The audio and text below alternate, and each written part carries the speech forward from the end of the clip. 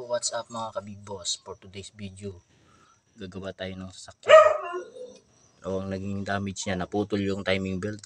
So, yung gusto ng may-ari, ispanda rin lang natin. Anyway, pag mga ganitong naputulan ka ng timing belt, so, talagang ibinababa na yung cylinder head nito. Kasi sigurado mayroon tong nabaluktot na barbula.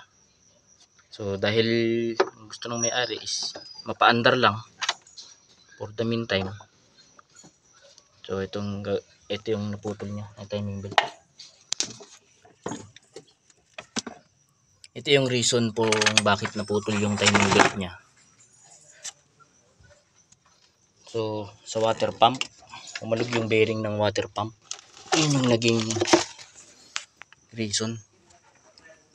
Pinabili ko siya ng water pump na bago. Ito yung mga boss, ito yung kumalog sa kanya. So nagwigil-wigil, kaya naputol yung timing belt. So ikakabit natin ito ngayong araw. Pabili lang ako ng pandikit. Update ko kayo kung